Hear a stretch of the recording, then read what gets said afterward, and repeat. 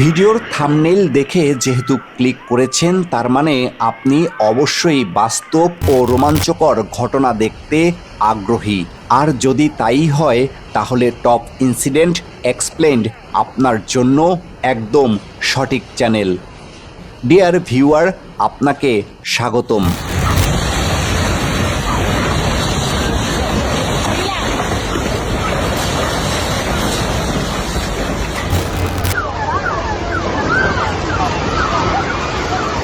এই ভিডিওতে আপনি দেখবেন ২১ শতকে আঘাত হানা বিধ্বংসী ও ভয়ঙ্কর ভূমিকম্পের ঘটনাচিত্র, যা ১০ আগস্ট সোমবার সকাল ৭টা ৩৪ প্রলয়ঙ্কারী দানবের মতো আঘাত হানে কলম্বিয়াতে।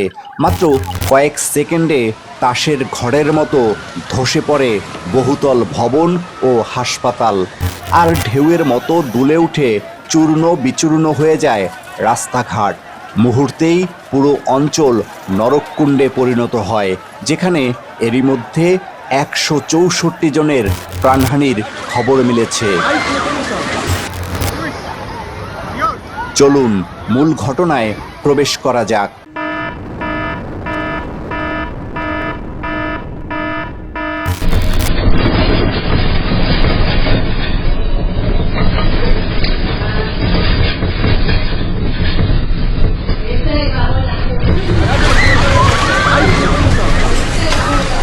গোটা বিশ্বকে কাঁপিয়ে দেওয়া শক্তিশালী এই ভূমিকম্পের ভয়াবহ চিত্র সিসিটিভি ক্যামেরায় ধরা পড়ে, যার তীব্রতা যে কাউকেই হতবাক করে দেবে। রিক্টার স্কেলে ৭.৪ মাত্রার এই প্রলয়ঙ্কারী ভূমিকম্পের পর মাত্র কয়েক ঘন্টার ব্যবধানে ২১ বার আফটার শক অনুভূত হয়, যার মধ্যে সবচেয়ে শক্তিশালী কম্পনটি ছিল ৪.৮ মাত্রার।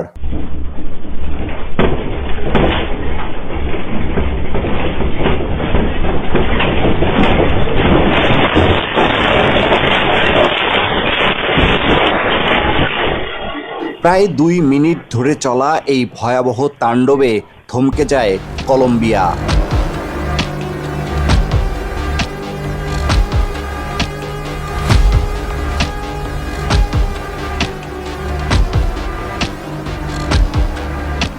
দেশটির ভূতাত্ত্বিক সংস্থার মতে এটি চলতি ২১ শতকে কলম্বিয়ায় আঘাত হানা সবচেয়ে শক্তিশালী ভূমিকম্প। ভোরে আঘাত হানা এই ভূমিকম্পের উৎপত্তিস্থল ছিল কলম্বিয়ার প্রশান্ত মহাসাগরীয় চোকো প্রদেশের সান হোসে দেল পালমারের কাছে, যা মাটির ১০৭ কিলোমিটার গভীরে ঘটেছিল। এর ফলে কলম্বিয়ার পশ্চিম অঞ্চল এক বিধ্বংসী রূপ নিয়েছে।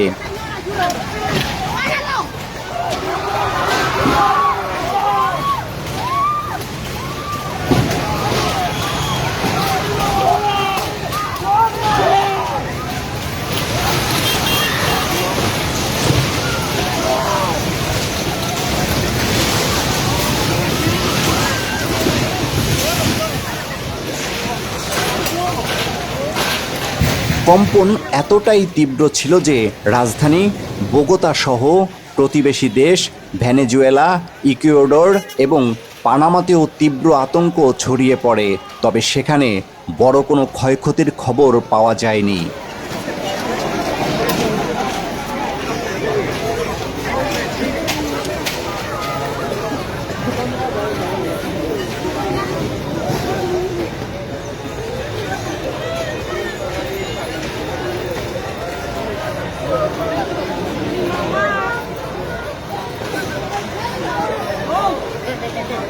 পরবর্তী তথ্য অনুযায়ী শক্তিশালী এই ভূমিকম্পের ফলে প্রাণহানির সংখ্যা বেড়ে ১৬৪ জনে দাঁড়িয়েছে। তবে ধসে পড়া ভবনের নিচে এখনও অনেকেই আটকা পড়ে আছেন বলে ধারণা করা হচ্ছে। উদ্ধার অভিযান শেষে এই প্রাণহানির সংখ্যা যে বাড়বে তা নিশ্চিত করেই বলা যায়। দেশটির দুর্যোগ ব্যবস্থাপনা বিভাগের তথ্য, এ পর্যন্ত ৮৮০ জনেরও বেশি মানুষ আহত হয়েছেন এবং ৩,০০০-এরও বেশি মানুষ নিখোঁজ। আন্তর্জাতিক গণমাধ্যম ও কলম্বিয়ার জাতীয় দুর্যোগ ব্যবস্থাপনা কমিটির তথ্য অনুযায়ী কেবল কারে আটকা পড়া ১৬ জন যাত্রীকে দীর্ঘ ৬ ঘন্টা পর অক্ষত অবস্থায় উদ্ধার করা হয়। পেরেইরা শহরে সবচেয়ে বড় ও ঝুঁকিপূর্ণ উদ্ধার অভিযান ছিল এটি।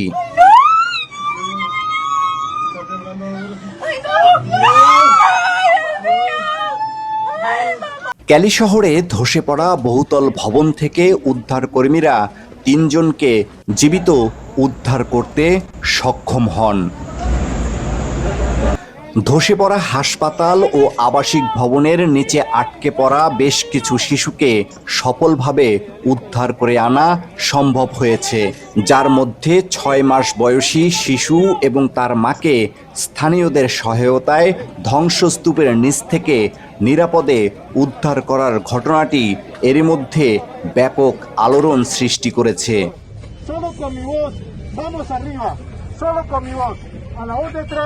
Vamos arriba, 2, 3.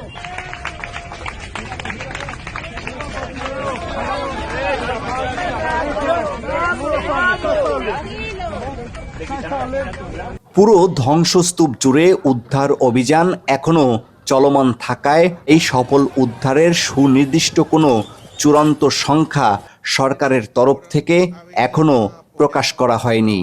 সবচেয়ে বেশি ক্ষতিগ্রস্ত হয়েছে কফি উৎপাদনের জন্য বিখ্যাত রিসারালদা প্রদেশ, যেখানে এই ভয়াবহ ভূমিকম্পের ফলে ৪২ জনের প্রাণহানি ঘটে। এছাড়া ক্যালি শহরের মেয়র আলেহান্দ্রো এদের জানিয়েছেন তার শহরে অন্তত ৩০টি ভবন ধসে পড়েছে।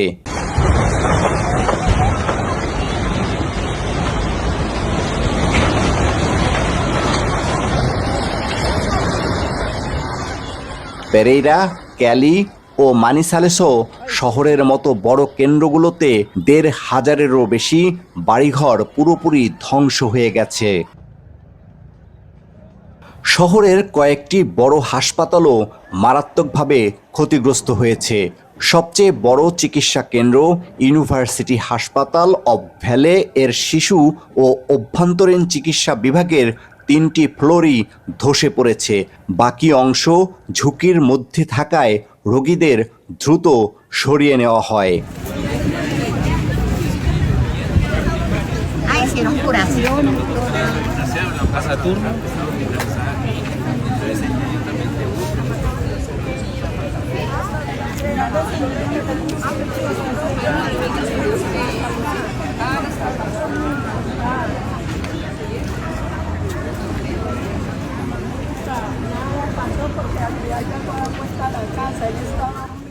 বিধ্বংসী এই পরিস্থিতিতে দেশ জুড়ে জরুরি অবস্থা ঘোষণা করা হয়েছে।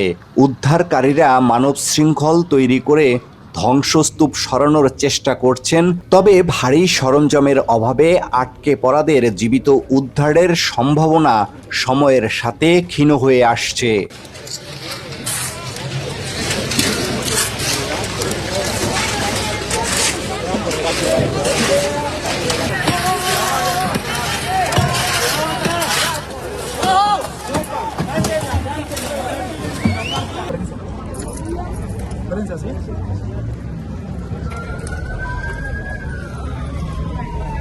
সড়কগুলো চূর্ণ বিচূর্ণ হয়ে যাওয়ায় উদ্ধারকারী দলের পৌঁছাতে অনেক দেরি হচ্ছে।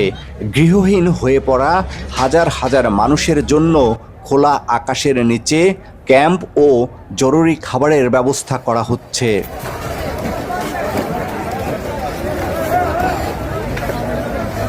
একসাথে লাখ লাখ মানুষ তাদের স্বজনদের খোঁজ খবর নেওয়ার চেষ্টা করলে মোবাইল ও ইন্টারনেট নেটওয়ার্ক ব্যবস্থা স্থবির হয়ে পড়ে।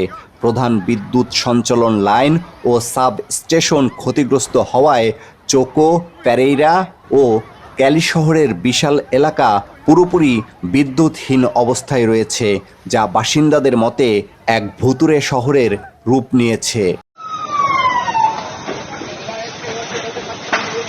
অগ্নিকাণ্ড এড়াতে গ্যাস ও বিদ্যুৎ সংযোগ বন্ধ রাখা হয়েছে, ফলে জেনারেটরের আলোতেই উদ্ধার কাজ চালাতে হচ্ছে।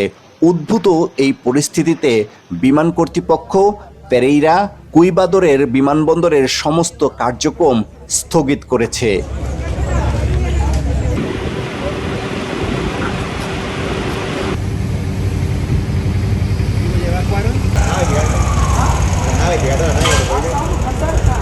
সদ্য দায়িত্ব নেওয়া প্রেসিডেন্ট দেলা এসপ্রিয়েলা জানিয়েছেন, ধ্বংসস্তূপের নিচে আটকে পড়াদের জীবিত উদ্ধার করাই এখন সরকারের প্রধান অগ্রাধিকার।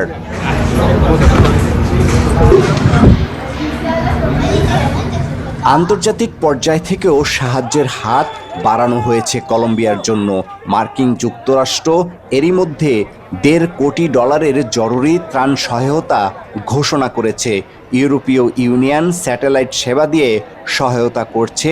পাশাপাশি বিভিন্ন দেশ থেকে বিশেষায়িত স্নাইপার ডগ সহ আন্তর্জাতিক রেস্কিউ টিম ধ্বংসস্তূপে অনুসন্ধান চালাতে কলম্বিয়ার উদ্দেশ্যে রওনা দিয়েছে।